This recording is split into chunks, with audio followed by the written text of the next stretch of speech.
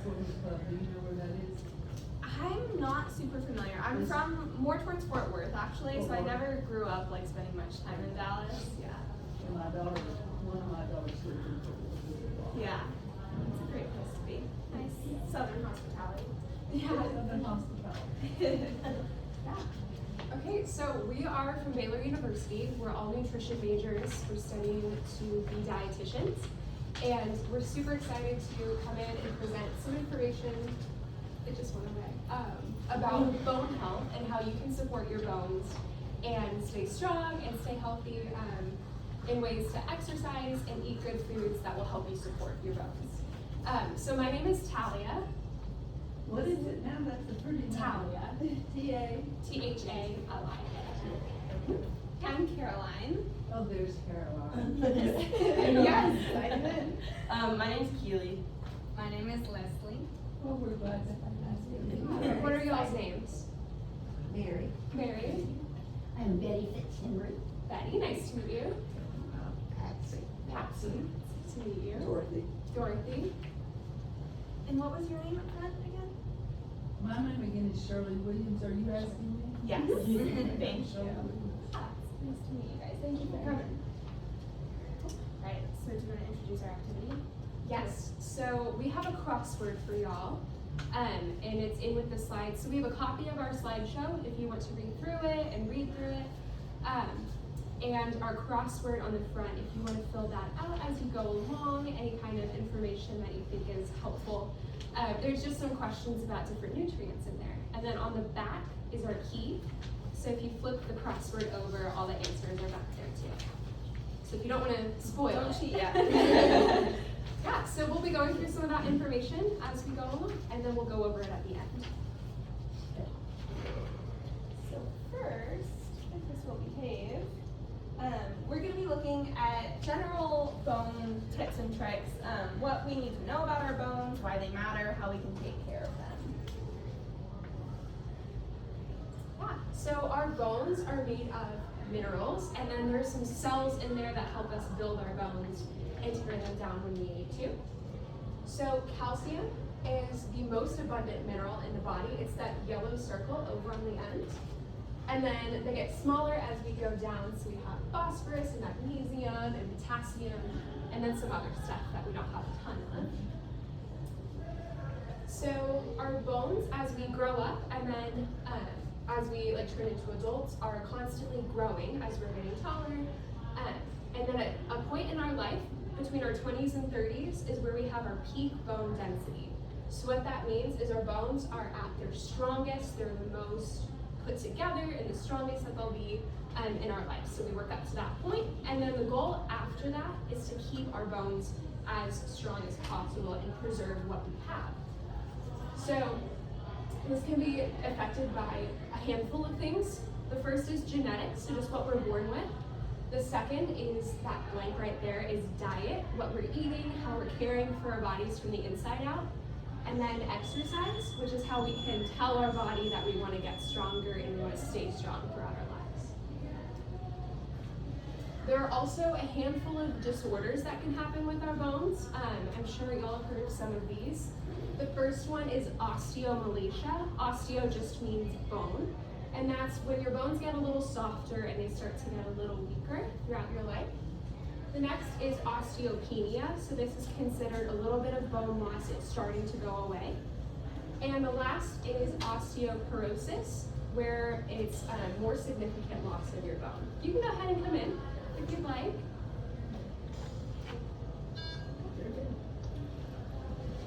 So with what we've learned about bones, it's important, like Talia said, to maintain our bones, and we can't do that without proper nutrition. So here we're going to take a look at the nutrients that really support our bone health and help us to maintain that bone density that we reached back in our 20s or 30s.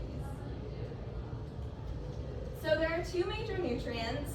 Does anyone have an idea of what the two major nutrients that help to feed our bones are? We already talked about one of them. Calcium. Yeah. Calcium's a big one. What else? Vitamin D. Vitamin There D. you go. Don't know Did you your study? stuff. No, I worked in a dairy. Oh, amazing. Then you should be lecturing us.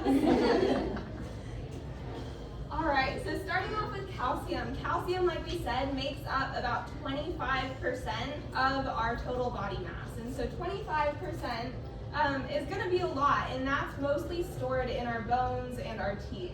So as we age, we end up needing more and more calcium. So for the average adult, it's going to be 1,000 milligrams, but as we enter into older age, we move up to 1,200 milligrams. And so that's for women over 50 and men over 70 years old. And where are we going to find our calcium? We can get it from both animals and plants. And so vegetarians have options as well.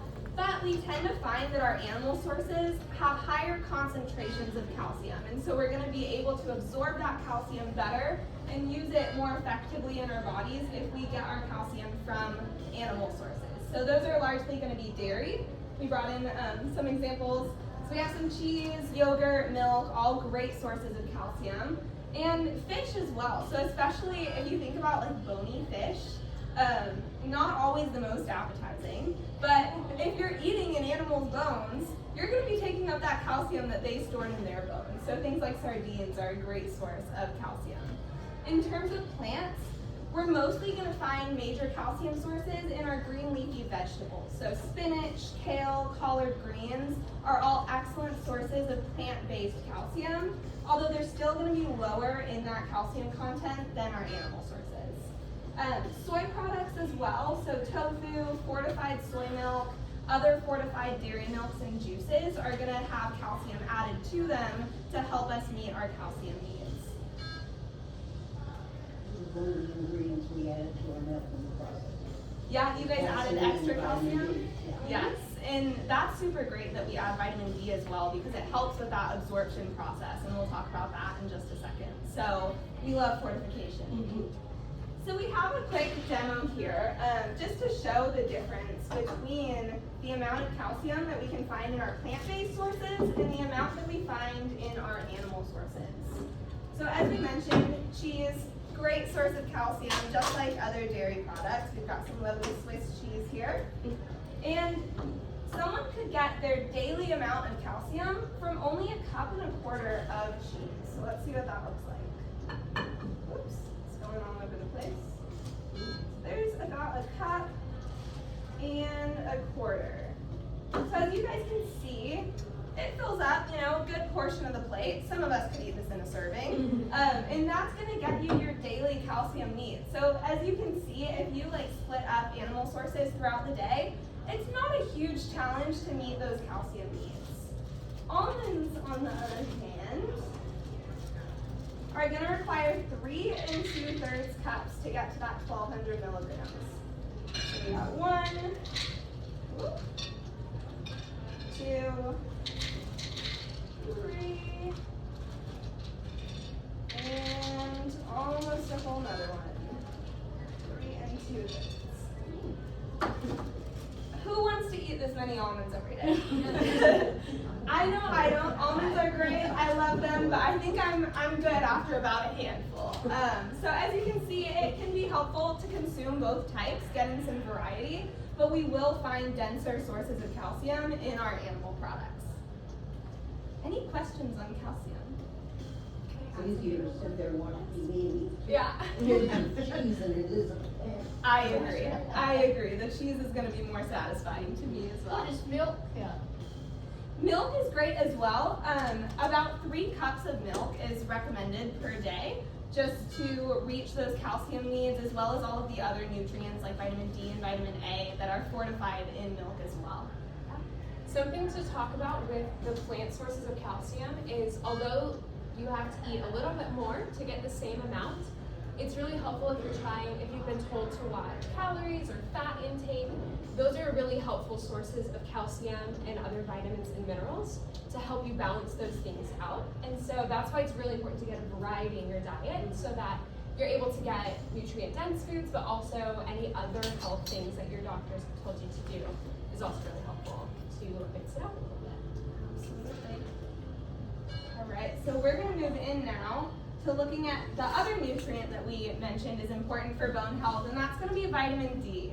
So does anyone know what vitamin D does for our bone health? It doesn't make up our bones, but what What do you think it could do instead?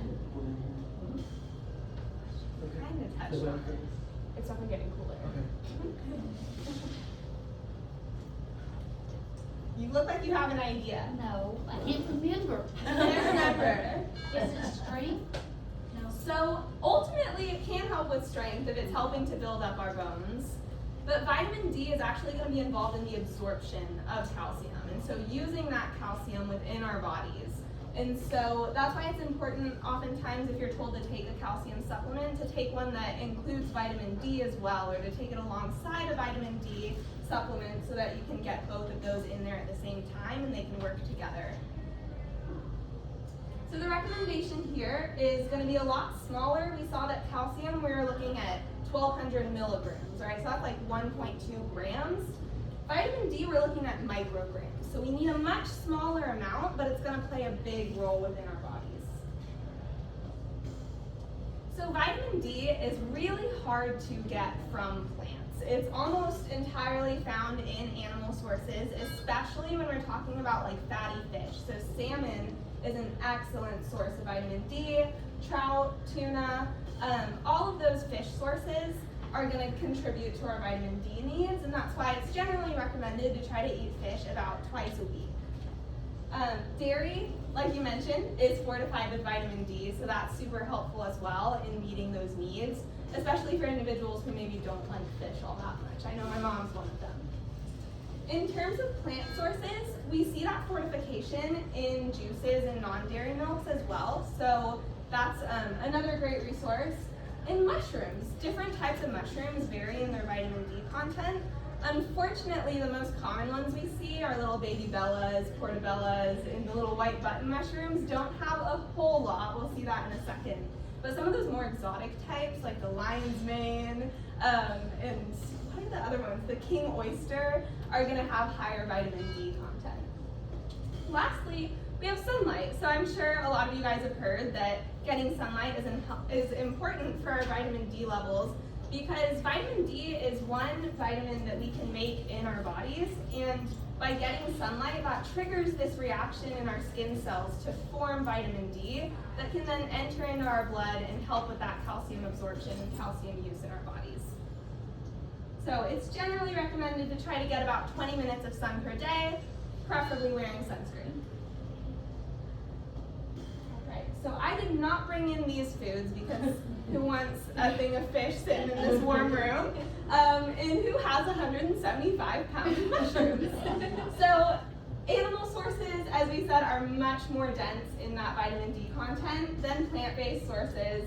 5 ounces of salmon is enough to get you your daily needs of vitamin D. So if you're doing that a few times a week, It's about one serving, isn't it? that is about 1 serving, yeah. So what it would look like on a typical dinner plate is about 1 serving. So if you're doing that a few times a week, getting in some milk, getting in some sunlight, you're probably going to be meeting those vitamin D needs.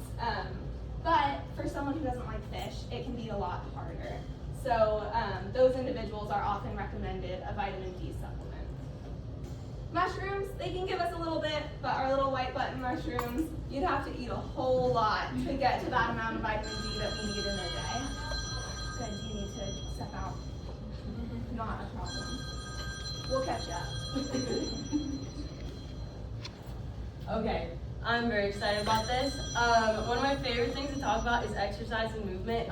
It goes hand in hand with nutrition. So you can eat all the good food you want, or you can exercise all you want, but if you don't put them together, they're not going to work as efficiently as they're supposed to. So another huge part of bone health is teaching your bones to be strong by using them and using the muscles around them. So we're going to talk about a little bit of movement that you can do to keep your bones really nice and strong. What we want to be doing is weight-bearing exercises. So the first thing that we can do is low-impact aerobics. And I think this is so fun because this isn't anything crazy. It's literally like go for a walk, go for a jaunt, go for dancing. Like dancing is a great weight-bearing exercise that you can do to like teach your bones to be stronger. And it's so fun because you can just go with your friends, you can go dance, any type of dancing, it's all great. But then there's also stuff weight-bearing exercises where you can just be seated in your chair and you can grab anything around you and you can just do like some bicep curls. Like literally just sitting there, curling your muscles, teaching your humerus, your long bones right here to be strong and use those nutrients. You can also bring that, whatever you're holding, you could be holding nothing, hold the air, and just press right overhead. And you're just using your shoulders there. You can sit and you can push your arms backwards. Like there's so many different things that you can do to just teach your muscles, teach your bones to be nice and strong. Another thing I like to do is you can sit and you can just do calf raises. Just as you're sitting. If you're playing games, if you're just reading a book, just do your calf raises. You can do them standing up if you want a little bit more weight on them. There are just so many exercises you can do that don't require you to go all the way to a gym and like devote an entire hour. Like you can just do them as you sit. And then another huge thing will be stretching. We want to elongate our muscles and really increase flexibility so that when we do these exercises, your muscles and your bones are most efficient and they are just ready to go. So that can easily just be like bringing an arm across your chest, bringing it behind your head like this. There's so many things. You can just bring your arms like this. Just so many exercises that you can incorporate throughout your day that will work hand in hand with all these food sources and really just create the strongest bones possible. Do you guys have any questions for us? If you don't have questions for us, we've got some for you. Yeah, so Leslie's gonna ask some questions about things that we've talked about today to be a little bit of a pop quiz. So what is one thing that you learned today that you haven't learned before? Something that we talked about? That mushrooms give us some vitamin D. Yeah. How many pounds? Anyone remember? 175. Yeah. So maybe within like a couple of years, we can get our daily needs of vitamin D from mushrooms. Something I learned about mushrooms the other day is that if you take maybe like a couple handfuls that you're gonna eat and set them in the sunlight, they'll make a bunch of vitamin D just like your skin does. So maybe you could ask your chef to do that. That's amazing. It's real fun. So how will you implement your what you learned today to your diet? So how will you like take what we taught y'all and like how will you use this in real life? How would you implement?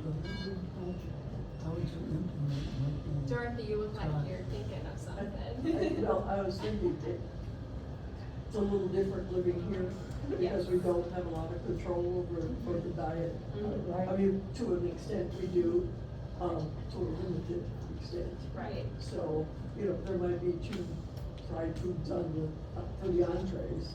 So, you know, you're kind of limited as to pick and choose.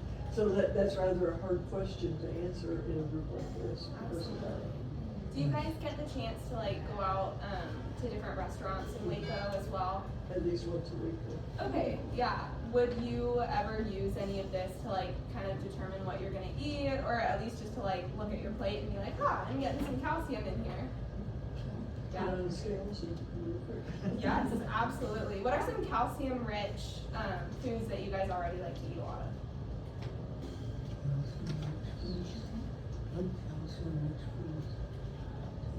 So like, do you guys like cheese? You like cheese? Yes. I love cheese. Or like milk. Cheese and milk. Yeah, great. How about any of those plant-based sources? No? None of the greens? Broccoli. Broccoli's a good Right, source. yeah. Yeah. Yeah. One of my favorite vegetables. Green beans. Green beans. Green beans won't have quite as much calcium because they don't have that leafy quality. It was the green leafy vegetables, but Brussels awesome. sprouts. A lot of Brussels beans sprouts. do also. Yeah. Cruciferous veggies are great. Yeah, they're my favorites. Green beans are so great for you though. A lot of like lentils, black beans do have some calcium in them as well. So Yeah. even if it's not a super dense source, when you consider everything that you eat in a day, there's a good chance that all of that has a little bit in it for you. How about the beans is protein? They do have yeah. protein as well, On so the- that's going to be a big contributor to your bone health. And If you're not fiber. getting enough protein and you're not getting enough nutrition in general, that can also contribute to some of that bone loss that we looked at. So it's important to have an overall healthy diet that includes these things but isn't just limited to these things. So what kind of exercise will you use to support your bones? Like, will you go for a run? Not for a run, but like for a walk, dance? Will y'all do like any of those stuff? Would repetitive be one of them? What was that? Doing it over and over, repetitive. Yeah, repetitive motion. It's really important, yeah, for sure. Gotta do more than one, for sure. Lots of reps. Yep. Does anybody like to dance? Love to dance? Yeah, it's so fun. Yeah, it's a great way to get moving and you don't even think about it, you're just having a good time. Missionary husband does that. Yeah. Yeah. So that's basically it with our presentation. We do have this crossword that we passed out to y'all. So if you got the chance to look through some of the questions and fill it out as you were going along, that's fantastic. The key is on the back. And it's asking just a handful of extra questions about calcium and vitamin D and exercise and some other nutrients like fiber and protein, and maybe you can learn something from that as well. So the key is on the back if you want to look through that and test your knowledge. And yeah. Thank you guys so much for being here, for letting us come in. We really appreciate it, and it was a joy to get to know you a little bit. Ma'am, thank you. Absolutely, yeah. We're talking about eating fish, but how it's prepared should matter. Right. How it's prepared? Yeah, I mean, I avoid fish because most of the time it's fried, and I'm trying to avoid fried food. That's a valid point. Fried foods can give us some saturated fat that we don't necessarily want in excess, and so generally it is recommended to try to limit those foods a little bit. But occasionally, if that's the only way to get in your fish, to get in vitamin D, it's okay. All foods fit. Everything in moderation. Everything in moderation. Mm-hmm. That's why it's cool for dairy, for example. There's full fat and low fat and skim and all those plant-based milks out there as well are fortified, and they tend to have lower fat content as well. So there are little modifications now and again with the different foods, but yeah. Yes. I apologize for being late, and you may have covered it. Have you said anything about vitamins, supplements, or anything like that? So we talked a little bit about vitamin D supplements, and calcium supplements can be prescribed as well.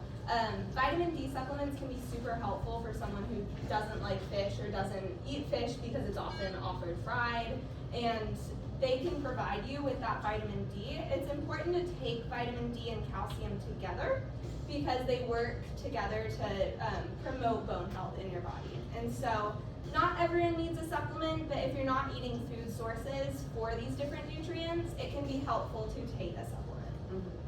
The one thing you want to be a little cautious with supplements is making sure, checking with your doctor or nurse to make sure that it's the right dose and that you're only taking as much as is considered safe. Because it's also very easy to get way too much of calcium and way too much of vitamin D, and that also can damage your health as well. So there's a balance that you want to be at. Well, I talked to a physical therapist, and she was telling me she takes, it's 2 pills, one of them is fruits, the other is vegetables. It's advertised on TV constantly. Something of nature, I can't remember. Balance of nature. Are they greens and She reds? just swears by it, saying it gives her tremendous energy. And I don't know if that's a placebo effect or if it has any science behind it. You want to know a secret about that? Pardon? If you're eating those fruits and vegetables, there's no need for the supplement, and a lot of it, you're just gonna pee out. That's exactly what my doctor said. Yeah. And a lot of those supplements will, because they're supplements, they're not necessarily regulated by the FDA, so they do have stimulants in there, so like a little bit of caffeine, to where you take it, you feel a little energized and you want to take it again because you got that energy, but it doesn't list that as a stimulant, but those things do make people feel a little bit more energized. But again, like Caroline said, if you're eating your fruits and veggies, you have your adequate amount, so then if you take a supplement, you're just gonna pee it right out. I figured anybody that's putting that kind of money into television advertising has to somehow recuperate it, and it costs you $190 nearly $90 a month, every 3 months. Mm-hmm. That's a lot of bucks to throw down the tube. That is, especially for something that's not gonna stay in your body Yeah. that long. And those supplements as well, they can say that they're substituting for your fruits and vegetables, but they're not offering you your fiber, they're not giving you the other benefits that come from eating fruits and vegetables. Yeah. What do you know about vitamins that are prescribed by the doctor, not over the counter? Yeah, so we talked about a little bit with the FDA is not necessarily regulating everything. And so if I were to go to HEB and pick out some supplements, those might not actually have what they say they have in them. There are third parties that will come in and test certain brands and give them a certification, so those are a little more trustworthy. But generally with the prescription, your doctor has checked that brand, knows that it has what it says it has, and also those can sometimes be at higher doses that you might not find over the counter. And so that's why you would need a doctor to prescribe those higher doses. But yeah, generally they're still high quality, they're still great, but yeah, that's that doctor wanting something specific for you. And they limit how long you can take them. Yeah, because some vitamins and minerals, right, we always talk about wanting as much of them as we can get from our food supply, but if you're taking them in supplements, there are upper limits for these vitamins and minerals, and they can grow toxic in our body, even though they're health promoting at the normal doses that you would get from food. I love talking about supplements. What's the healthiest juice to have in the morning with breakfast? What's your favorite juice to have in the morning with breakfast? No, I'm asking what's the healthiest? What are your favorite juices? Yeah, genuinely, whatever makes your morning the brightest is what's gonna be healthiest for you. Orange juice. Yeah, if you love orange juice, that's awesome. High glucose. Carbohydrates are great for you. I think I'll be the first one to say that's kind of controversial, but your body is made to run off of those carbohydrates and those sugars. And while you want to limit the added sugar, make sure you're not getting tons of it, the sugar in a glass of juice isn't going to be bad for you. It might actually help feed your brain and feed your body and get you going throughout the day. And that's actually the easiest form of energy for your body to get right quick. It takes longer to digest protein and fat, so it's a great boost in the morning to have something with carbohydrates in it to get you going and get you started. Amen. Absolutely. A little 8-ounce glass of juice is going to do wonders. It will, it really will. Whatever the juice, so orange juice is valid High to take. sugar. Orange juice is great. Orange juice gives you vitamin C, it helps with iron absorption, lots of benefits. If you like the pulp in orange juice too, that's also super helpful with some fiber and some extra nutrients. Grapefruit. You don't have grapefruit. Any other questions? Yeah. What oil do you suggest cooking in so there's so much fried food? Or which do you want to avoid? That's a great question. So I know a lot of like food facilities and stuff use canola oil, which has a bad rep sometimes. A lot of people say that canola oil, seed oils are not good for us, but truly canola oil has a really good ratio of polyunsaturated fatty acids. And so those are going to be the more health promoting fatty acids, and people call them the healthy fats. And canola oil is a great source for that, and it also has a high heat that allows you to fry foods in it without getting the negative effects of overcooking oils. So canola oil is great. Olive oil is delicious. Avocado oil. Yeah. Plenty of oils out there. Have you guys heard about coconut oil? What do you think about that? I use it.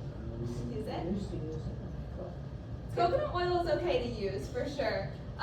A lot of people will kind of tout coconut oil as being like this super healthy, super great oil for us. And while it's absolutely fine to use in moderation, it actually contains saturated fat compared to some of these other more liquid oils. And so that saturated fat can contribute to like the cardio effects of saturated fatty acids in general, like you would get from kind of high fat meats or butter or things like that. So while it's okay to use coconut oil, all of those things that were said in the media about it aren't necessarily true. So just an interesting fact there. All right, well, thank you guys for letting us come talk to y'all and give y'all some information. We'll hang around for a couple minutes afterward if you have any more questions or comments, but yeah, this is the end of our presentation, but thank you guys for being here and have a great rest of your day. Thank you guys. Thank you. You guys put your PhD in nutrition? We're actually not quite undergrad right now. You what? Undergrad. Oh, So but you're heading that direction. I'm just trying to. We're Masters. maybe we're gonna be moving on and getting our master's soon, but I have a yeah, friend in I might Dallas. get a PhD someday. I have a friend in Dallas who's got a PhD and she's Yeah. fabulous. She Oh. knows everything. You might have to put me in contact with her. Yeah, you might have to put me in contact with her. I'm from Well, I get one.